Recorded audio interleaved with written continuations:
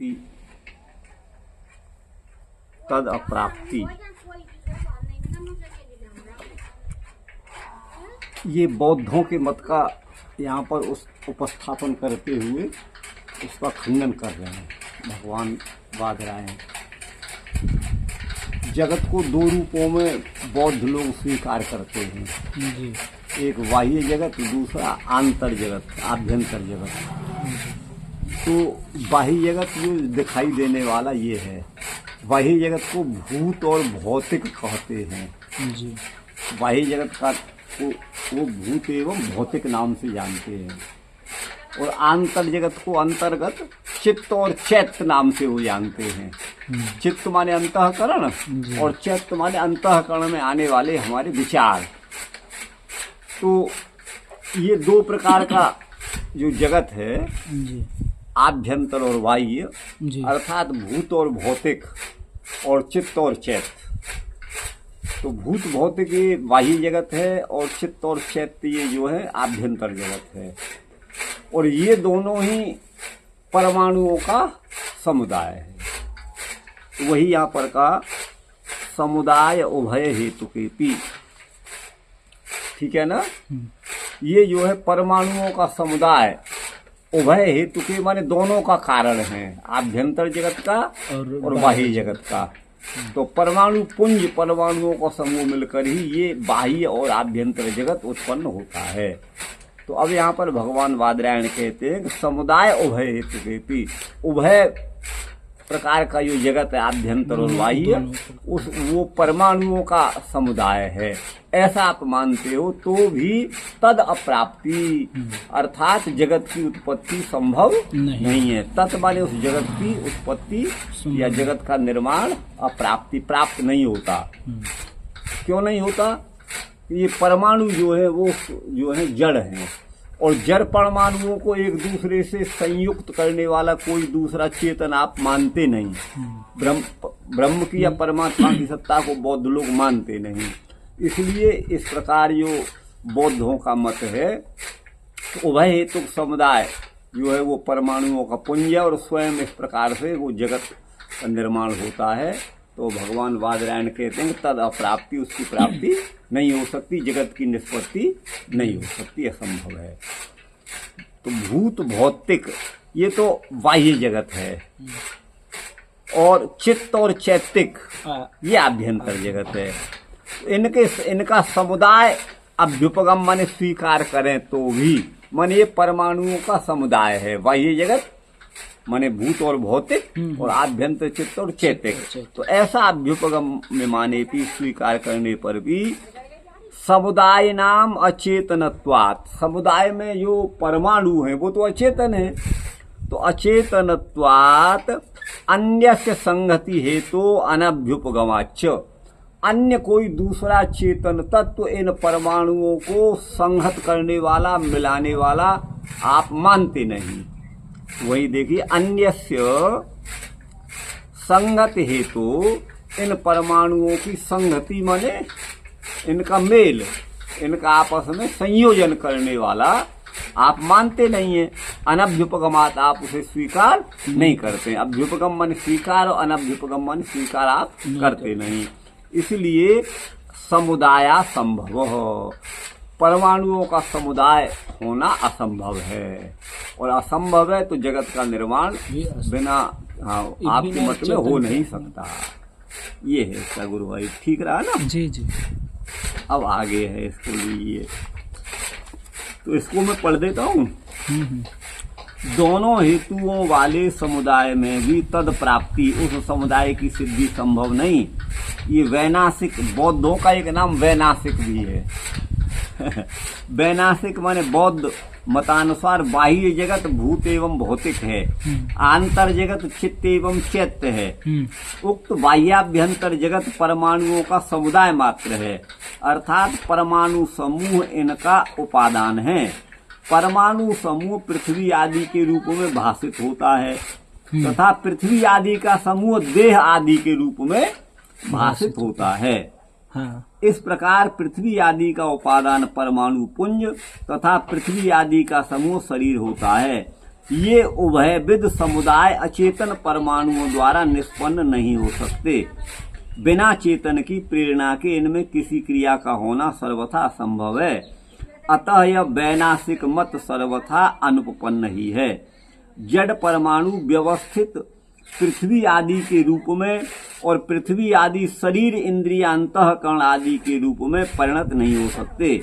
अतः परमाणु स्वतः समूह में संगठित होकर परम विचित्र जगत रूप में नहीं आ सकते। अर्थात परमाणुओं का पुंज जगत नहीं हो सकता। थोड़ा साफ हो रहा है इससे? जी जी हाँ। लेकिन बात तो यही अभी मिल वो ये यही है, इसमें कोई अंतर नहीं है। जो ये है वो यही है, उसमें कोई नहीं। ये थोड़ा और मैंने यहाँ व्याख्या कर दिया है, ये है। अब है इतरेतर प्रत्ययाद उपपन्नम इति चेत् न। देखिए इतरेतर यहाँ प्रत्यय पद कारण का वाचक है। माने एक परमाणु दूसरे परमाणु से मिलने का, संयुक्त होने का कारण बन जाएगा। प्रत्यय माने यहाँ पर समुदाय। वैसे प्रत्यय का तो व्याकरण में तो प्रतीयते विधीयते, जिसका धातु आदि से विधान किया जाए वो प्रत्यय होता है। और प्रत्यय का एक अर्थ विश्वास भी होता है। और लेकिन यहाँ प्रत्यय का अर्थ है कारण, है ना। इतरेतर प्रत्ययत्वात्, इतर का प्रत्यय माने कारण हो जाएगा। एक परमाणु दूसरे परमाणु को मिलाने का कारण हो जाएगा। तो प्रत्यय क्या है? मतलब प्रत्यय माने यहाँ पर कारण। यहाँ प्रत्यय माने कारण, माने एक परमाणु दूसरे को मिलाने का कारण हो जाएगा, ये मतलब है यहाँ पर। प्रत्यय माने यहाँ पर कारण। एक परमाणु दूसरे परमाणु का कारण बन जाएगा। इति चेत्, यदि आप ऐसा कहते हो तो बौद्ध लोगों सावधान हो जाओ। न वो एक दूसरा परमाणु एक दूसरे से का कारण मिलने का नहीं हो सकता। इति चेत् न, क्योंकि संघात भावा निमित्तत्वात्। संघात भाव का माने परमाणुओं का जो समूह है उसका कोई निमित्त इस तरह से नहीं हो सकता। माने स्वतः परमाणु नहीं मिल सकते। ये है, देखिए।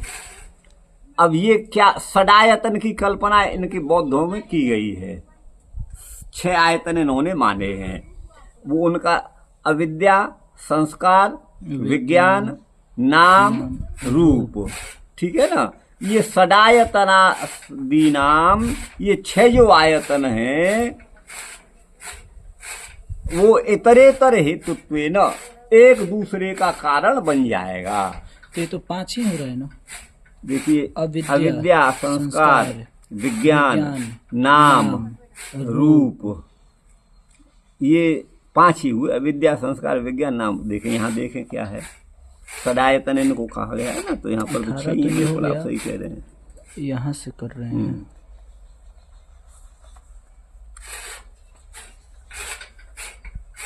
वो वेदांत का उसकी प्रभा है। अविद्या, देखिए ये है। अविद्या नाम विपरीत बुद्धि, ठीक है ना जी। अविद्यादयो अनादि काल प्रवृत्ता। अविद्या आदि जो षडायतन है वो अनादि काल से प्रवृत्त हैं। तो अविद्या नाम है विपरीत बुद्धि का। अच्छा, स्थिर दृष्टि, जो अस्थिर को तो स्थिर माने, जो वस्तु अस्थिर है उसको स्थिर मानना, है ना। और अमार्ग में जो मार्ग नहीं है उसमें मार्ग, उसको मार्ग मान लेना, मार्ग की दृष्टि। यही विपरीत बुद्धि का नाम अविद्या है।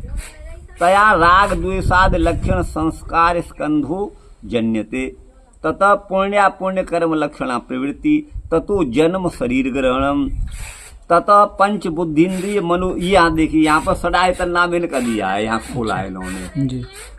ये पंच बुद्धिन्द्रिय, 5 बुद्धिन्द्रिय माने ज्ञानेन्द्रिय और मन, ये षडायतन इन्होंने माना है, ठीक है ना। तथा पुण्या पुण्य तथा षड विज्ञानानि इंद्रिय मनो विषयेषु रूपादिषु उत्पद्यन्ते।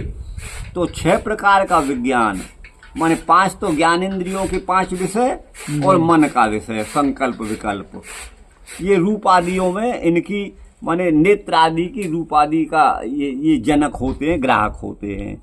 ये इन्होंने षडायतन का मतलब 5 तो ज्ञानेन्द्रिय। गुरुजी यहाँ पे पंच बुद्धिन्द्रिय और मनोरूप, मन हो गया ना, और रूप मन रूप का मतलब वो नहीं है। जैसे यहाँ पर तो ये रूप नहीं, कह रहे हैं ना। 5 तो बुद्धिंद्रिय माने हो गई, हाँ। और मन रूपी ये है, मन रूपी मतलब ये अच्छा। रूप का मतलब वो रूप रूप नहीं है। नहीं, अच्छा अच्छा। ये 5 ज्ञानेंद्रिय मन ये षडायतन है। अब ये कोई कुछ और इन्होंने दिया है, अविद्या संस्कार विज्ञान नाम रूप और षडायतन। षडायतन इनसे अलग है, यूँ मानिएगा। इन ये इतरेतर के हेतु, प्रत्यय माने हेतु हो जाएंगे। तो संघात माने परमाणुओं का समुदाय होना उपपन्न हो जाएगा। तो बोले इत्यपि न, इस प्रकार भी परमाणुओं का समुदाय मिलकर जगत नहीं बन सकता, क्योंकि तेसाम अपि माने इनका भी, अर्थात अविद्या संस्कार विज्ञान नाम रूप और षडायतन माने 5 ज्ञानेंद्रियां और मन, जी हाँ जी, इनका भी, तेसाम अपि माने इनका भी संघात के प्रति, संघात समूह को कहते हैं, परमाणुओं का समूह के प्रति ये कारण नहीं हो सकते, अकारणत्वात्। एक बार और थोड़ा इसको। हाँ देखिए, अविद्या जी संस्कार जी विज्ञान जी, नाम और रूप, और सदा और ये षडायतन माने 5 ज्ञानेंद्रियां और वो मन, इनका इतरेतर हेतुत्वेन एक दूसरे के कारण बन जाएंगे। अविद्या संस्कार का, संस्कार विज्ञान का, विज्ञान नाम रूप इत्यादि का, ये एक दूसरे के कारण बन जाएंगे। तो संघात माने परमाणुओं को पुंज, संघात माने समूह रूप में इकट्ठा होकर के विश्व बन जाएगा, शरीर बन जाएंगे, पृथ्वी आदि बन जाएंगे। तो संघात माने समूह, ये उत्पन्न हो जाएगा। तो बोले ये नहीं हो सकता, इत्यपि न, अविद्या आदि और जो षडायतन एक दूसरे के प्रत्यय माने हेतु नहीं हो सकते, क्योंकि तेसामपि माने इनका भी संघात के प्रति अकारणत्व है, मन ये संघात के कारण नहीं हो सकते। क्यों? अर्थात यो नहीं हो सकते, सब जड़ हैं, ये सब जड़ हैं, तो संघात के कारण नहीं हो सकते, ये मतलब है। अच्छा, इसमें देखूं मैंने क्या लिखा है, इतरेतर प्रत्ययात, एक दूसरे का कारण होने से समुदाय सिद्ध हो जाएगा। इति चेत, यदि ऐसा कहते हो तो नहीं, परमाणु एक दूसरे के उत्पत्ति मात्र के ही कारण हो सकते हैं, संघात के नहीं हो सकते।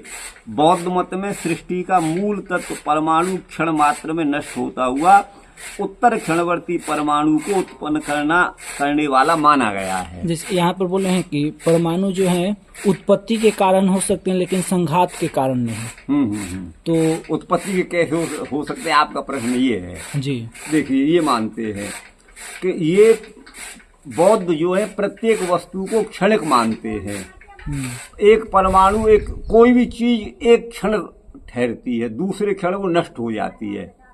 तो जो मेरा शरीर अभी 1 मिनट पहले, 1 क्षण पहले था, वो नष्ट हो गया, और नष्ट होने वाले उस मेरे शरीर ने ये नया शरीर उत्पन्न कर दिया, वो भी नष्ट हो गया, फिर उसने अगले को उत्पन्न कर दिया। यही क्षणिकवाद है, ये क्षणिकवाद है। तो आपके अनुसार एक परमाणु क्षणिक होने से नष्ट होकर के दूसरे को उत्पत्ति का कारण आप मान सकते हैं, लेकिन उनका संघात का कारण वो नहीं बन सकते, समुदाय के कारण नहीं बन सकते। बौद्ध मत में सृष्टि का मूल तत्व परमाणु क्षण मात्र में नष्ट होता हुआ उत्तर क्षणवर्ती परमाणु को उत्पन्न करने वाला माना गया है, अर्थात इस मत में सभी पदार्थ क्षणिक हैं। भगवान बादरायण का कहना है कि आपके अनुसार एक परमाणु नष्ट होता हुआ अगले परमाणु का कारण हो सकता है, इतरेतर प्रत्ययत्वात् का ये अर्थ मैंने किया है। किंतु परमाणु समुदाय रूपी बाह्य एवं आभ्यंतर जगत का निमित्त नहीं हो सकता, उसका निमित्त नहीं हो सकता। किसी विशिष्ट उद्देश्य की सिद्धि हेतु समुदाय के रूपों में इकट्ठा होना जड़ परमाणुओं में कदापि संभव नहीं है।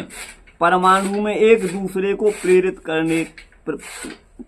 कर समुदाय रूप में आने की ज्ञान सामर्थ्य सर्वथा असंभव ही है। जड़ कार्यों का समूह बिना चेतन की प्रेरणा के सर्वथा अनुपपन्न ही होगा, असिद्ध ही होगा। ये है।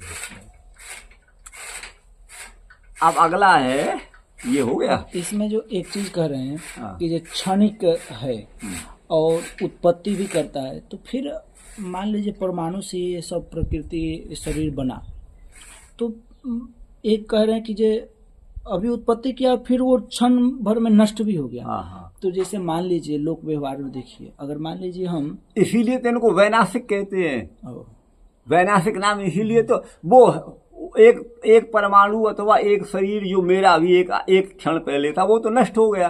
अभी मेरा नष्ट होता हुआ पहला शरीर दूसरे शरीर को उत्पन्न कर दिया, ये भी क्षण भर में नष्ट हो गया, फिर उसने अगले को, तो ये इनका मतलब अगर ऐसा हो ही रहा है, मान लीजिए नहीं, ऐसा हो ही नहीं सकता। कैसे हो सकता है? हो नहीं सकता ना। अगर ऐसा हो तो फिर ये पूरा कैसे बन सकता है? हाँ, कैसे बन जाएगा? मान लीजिए हम 1 रुपया कमाया, फिर 1 रुपया उसी को खत्म हो जाए, तो अच्छा मान लो हमारे पास 10 रुपया होगा कब भाई?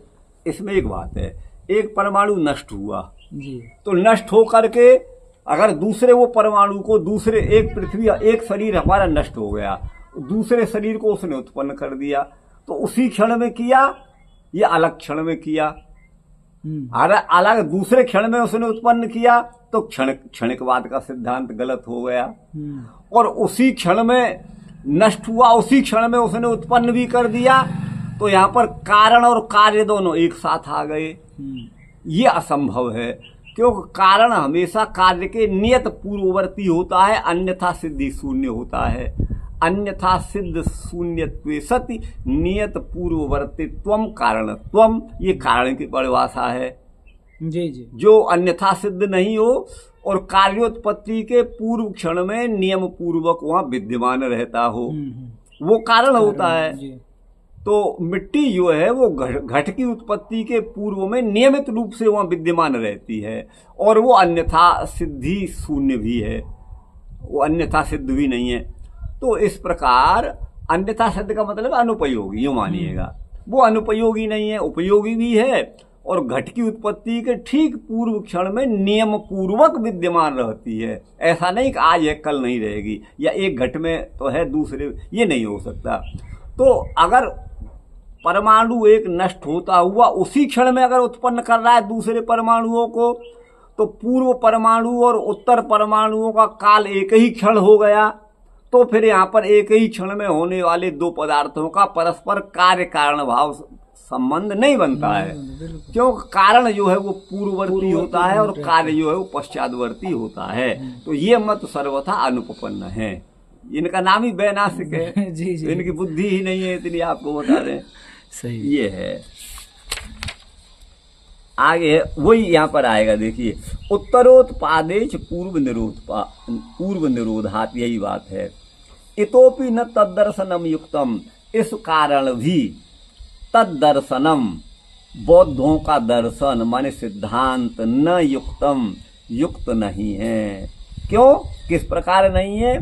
उत्तरोत्पादे, उत्तर वस्तु के उत्पन्न होने में पूर्व का निरोध हो जाएगा, पूर्व तो समाप्त हो जाएगा, तो फिर उत्तर की उत्पत्ति वो कैसे करेगा? फिर तो इसका मतलब अभाव से ही भाव की उत्पत्ति माना जाएगा। ऐसा होगा अभाव से भाव उत्पन्न होता नहीं। अगर ऐसा होता तो बिना मिट्टी के घड़ा बन जाना चाहिए, बिना सूत के वस्त्र बन जाना चाहिए, लेकिन ऐसा देखा नहीं जाता। तो ये बात तो सही है, लेकिन क्या बौद्धों को इतनी बुद्धि नहीं थी कि? इतनी बुद्धि नहीं है, लेकिन और बुद्धि जो है हम सनातनियों में भी नहीं है। आपको बता दें, जो आस्तिक है, आप यो मत कहिए क्या कह रहा है, ऐसे आदमी को भी भगवान मान लिया। अब ये फिर भी क्या कहते नहीं, वो दूसरे बुद्ध, ये सब बकली बात है, वही बुद्ध है, तो इसने जो है वो अपना सिद्धांत अलग चलाया है, कोई दूसरा नहीं है। जब हम सनातनी लोग फंसते हैं तो ये कहते हैं कि वो दूसरा बुद्ध था, वो दूसरे फलाने थे, वो दूसरे कल्प की बात, ऐसा कुछ नहीं है। यही बुद्ध है, और वही जैन संप्रदाय वाले महावीर हैं, आपको बता दें, जिनका इतिहास तो बताते हैं कि ऋषभ देव जी से ही ये जैन का आ रहा है। देखिए, अपनी परंपरा को कहीं से भी कोई जोड़ लेता है। निम्बार्क संप्रदाय की परंपरा हंस भगवान से आती है। हंस भगवान के शिष्य सनकादिक हुए, उनके नारद हुए, नारद जी के भगवान बादरायण हुए, और ये निम्बार्क भगवान हुए, और बादरायण भी उन्हीं के शिष्य हैं। ये वहाँ क्रम माना है। अच्छा, उधर रामानंदियों में देखिए कि जब वाल्मीकि भगवान ने जब रामायण लिखना प्रारंभ किया है, तो वहाँ लिखा है सबसे पहले, कौन वयम सांप्रतम लोके गुणवान कश्च वीर्यवान, इस तरह का प्रश्न किया है। तो उन्होंने फिर जो है बताया है कि भगवान राम को उन्होंने बताया है। तो वाल्मीकि पप्रच्छ नारदम परिपप्रच्छ वाल्मीकि मुनि पुंगवम, मुनि श्रेष्ठ नारद जी से वाल्मीकि ने पूछा, ऐसा वहां आया है। तो अब ये रामानंदियों की संप्रदाय में मैंने पढ़ा कि इनकी संप्रदाय में भी वो नारद और ये वाल्मीकि होके सब जुड़ते हैं। नारद जी तो चारों संप्रदाय में हैं, चारों इन सब की संप्रदाय में जुड़ते हैं वो। अच्छा, अब यही बात जो है यहाँ पर प्रश्न चिन्ह यहाँ खड़ा हो जाता है, आपको बताएं। और प्रश्न चिन्ह ये खड़ा होता है कि वो निम्बार्की थे कि रामानंदी थे, या चारों संप्रदाय वाले थे, या कोई नहीं थे।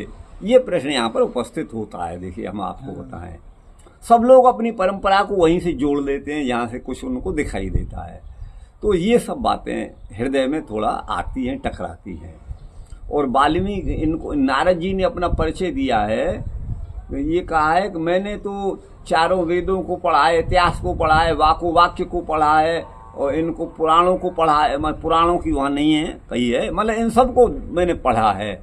लेकिन फिर भी मैं जो हूँ, माने वेदविद तो हूँ, लेकिन ब्रह्मविद नहीं हूँ, ब्रह्मवेत्ता नहीं हूँ। तो मैं ब्रह्मवेत्ता बनना चाहता हूँ। तो ये नारद जी के बारे में वहाँ पर कहा गया है। अब इनको सबने अपने अपने संप्रदाय में जोड़ करके ये चला लिया है। आपको बता दें, जिसको जैसा बनाया वैसा उन्होंने ऐसा लिख दिया है। हम तो खैर सभी का आदर करते हैं, किसी का कोई अनादर हमारे हृदय में नहीं है। लेकिन शंका तो उपस्थित होती ही है कि कृष्ण भी, माने हम निम्बार्कियों के यहाँ तो कृष्ण भगवान के मस्तिष्क पर निम्बार्की तिलक होता है, लेकिन वो जो है गौड़ियाओं के पे तो भगवान कृष्ण गौड़िया बन जाते हैं, आपको बता दें। और बल्लभ कुलियों के यहाँ वो बल्लभ कुली बन जाते हैं। तो ये सब बातें हैं। आखिर वो कौन थे, क्या थे? बल्लभ जी का जन्म बहुत बाद में 400-500 साल पहले हुआ है। भगवान कृष्ण का समय तो 5000 साल पुराना है। तो बल्लभ कुली कैसे बन गए, ये सब शंकाएं उपस्थित होती हैं। आपको बताएं, बहुत सारी बातें हैं। इसलिए किसी सत्य का निर्णय करना बहुत ही आज के युग में कठिन हो गया है, आपको बता दें। तो इस संप्रदायवाद का मतलब है वस्तुतः सम्यक रूप से जो सृष्टि को, जनमानस को एक तत्व का ज्ञान प्रदान करे। संप्रदाय सम्यक रूप से प्रदान, ज्ञान का प्रदान करने वाला जो वो है मार्ग, वो संप्रदाय होता है, आपको बता दें। अब यहाँ पर तो आपस की खींचातानी, मैं बड़ा तू छोटा, ये सब हो गया है। तो ये प्रश्न फिर उपस्थित होते ही हैं। इसलिए जो श्रुति कहती है, जो वेद कहता है, जो भगवत गीता कहती है, वो अनवद्य है, वही प्रामाणिक है, वही है, आपको बता दें। तो अब आगे वही इसी को कहते हैं उत्तरोत्पादेच पूर्व निरोधात। इतोपि मन इस कारण से भी तद्दर्शनम वैनाशिक दर्शन न युक्तम, उचित नहीं है। क्योंकि उत्तरोत्पादे, उत्तर क्षण की उत्पत्ति, या क्षण का मतलब उत्तर क्षणवर्ती पदार्थ। ये फैला एक क्षण पहले जो था वो तो नष्ट हो गया, और नष्ट होते हुए उस थैले ने उत्तर क्षण में इस थैले को जन्म दे दिया, उत्पन्न कर दिया। वो भी नष्ट हो गया फिर उसको। तो वही यहाँ पर कहते हैं उत्तरोत्पादे, जब उत्तर क्षण, क्षण का मतलब पदार्थ, कोई भी पदार्थ क्षण काल का वाचक है, लेकिन यहाँ वो सभी पदार्थों को क्षणिक मानते हैं। तो क्षण पद से इस संप्रदाय में, बौद्ध संप्रदाय में क्षण पद से यहाँ पर पदार्थ लिए गए हैं, तत्त पदार्थ लिए गए हैं। तो पूर्व क्षण माने पूर्व पदार्थ के, माने उत्तर पदार्थ के उत्पन्न होने में पूर्व पदार्थ क्षणिक होने से विनष्ट हो जाता है। तो जब विनष्ट हो गया तो उसका अभाव हो गया। तो अभाव से फिर भाव की उत्पत्ति संभव नहीं है। ये यहाँ पर है गुरु भाई, देखिए उत्तरोत्पादेश पूर्व निरोधात। उत्तर क्षण माने कार्य रूप वस्तु को यहाँ क्षण कहा गया है। उत्तर क्षण माने कार्य रूप वस्तु, माने उत्पन्न होने वाली वस्तु। तो उत्तर क्षण माने कार्य रूप वस्तु के उत्पत्ति क्षण में पूर्व निरोधात, पूर्व क्षणवर्ती कारण रूप वस्तु का निरोध माने विनाश हो जाएगा। अतः पूर्व क्षण उत्तर क्षण का कारण नहीं माना जा सकता। किसी भी पदार्थ की सत्ता को बौद्ध मत में क्षणिक माना गया है। अतः पूर्व क्षण में वस्तु नष्ट होकर उत्तर क्षण में कार्य को उत्पन्न नहीं कर सकती। नष्ट वस्तु किसी कार्य का कारण नहीं हो सकती, क्योंकि अभाव किसी भावरूप वस्तु का उत्पत्ति कारण नहीं हो सकता। यदि नष्ट होता हुआ पूर्व क्षण क्षणस्थ वस्तु उत्तर क्षण में कार्य वस्तु को उत्पन्न करती है तो भी इस प्रकार की कार्य कारण भाव संगति नहीं हो सकती, क्योंकि कार्योत्पत्ति के पूर्व में अन्यथा सिद्धि दोष से रहित कारण की उपस्थिति नियत रूप से होती है। अर्थात पूर्व काल में नियत रूपेण विद्यमान है ना मृत पिंड ही उत्तर काल में घट कार्य के रूप में देखा जाता है। समकालिक वस्तुओं में कार्य कारण भाव सर्वथा असंगत है। कारणभूत मृत पिंड अपने कार्य घट में अन्वित रहता है। क्षणिकवादियों के मत में सब कुछ क्षणिक होने से उपादान अपने कार्य में नहीं अन्वित हो सकता है। जैसे मिट्टी घड़े में अन्वित है, लेकिन जब पहला नष्ट ही हो गया तो फिर वो कहाँ से? हाँ बिल्कुल ये है, ये इनका खंडन है।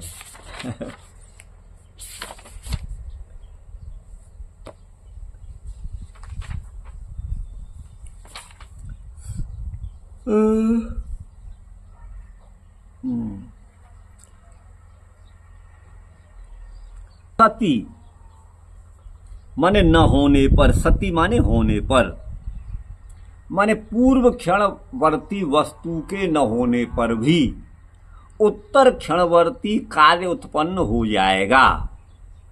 समझ गए ना? तो फिर प्रतिज्ञा का उपरोध हो जाएगा, उनकी प्रतिज्ञा ही भंग हो जाएगी बौद्धों की। क्यों? कि पहला तो नष्ट हो गया, नष्ट हो गया तो दूसरे का कारण वो नहीं बन सकता। तो पूर्व क्षण उत्तर क्षण का, क्षण माने कार्य, यहाँ पर क्षण, क्षण से तात्पर्य उत्तर क्षणवर्ती कार्य जो है वो उसका कारण जो है पूर्व क्षण नहीं हो सकता। बिल्कुल। तो योगपद्यम अन्यथा, अन्यथा दोनों को युगपत, युगपत से योगपद्य बना है। युगपत माने एक साथ, अन्यथा पूर्व क्षण और उत्तर क्षण को युगपत माना जाएगा। जब एक साथ माना जाएगा तो एक का नाम पूर्व और दूसरे का नाम उत्तर, ये नहीं हो सकता। योगपद्यम अन्यथा ये है।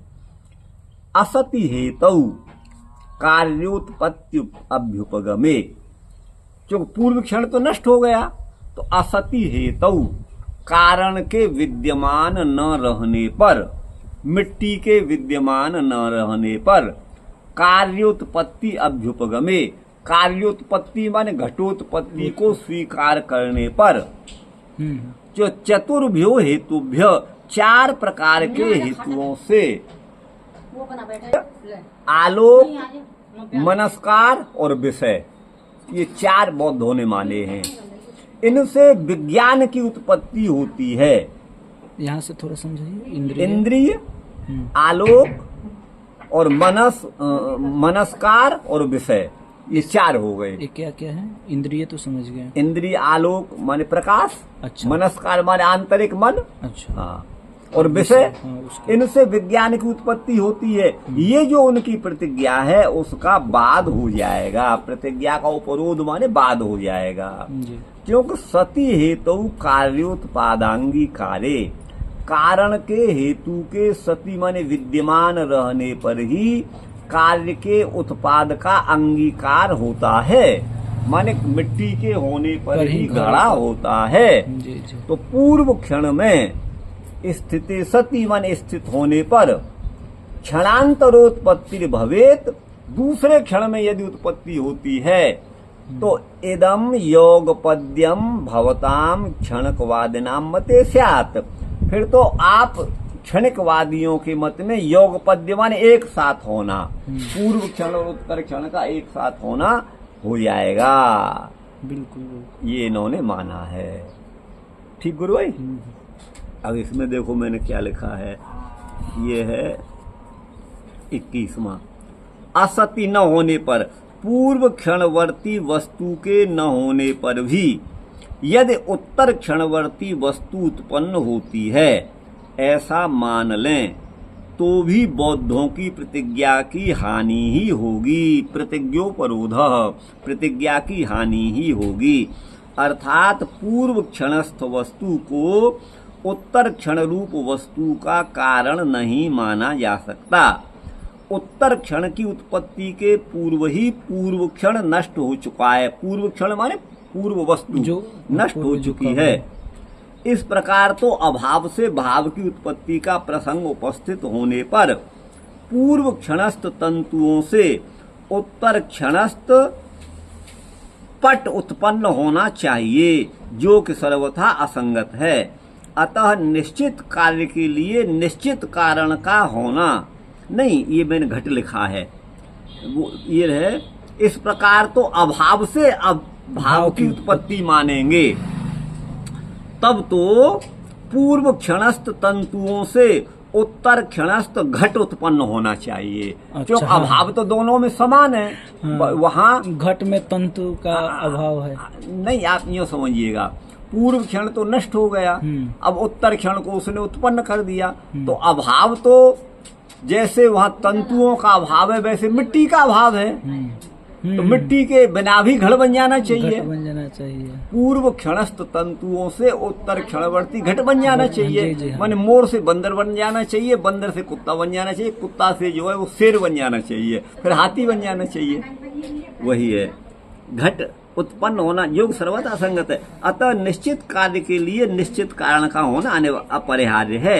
अतः बौद्ध सम्मत पूर्व क्षण उत्तर क्षण का कारण है, यह उनकी प्रतिज्ञा बाधित ही होती है।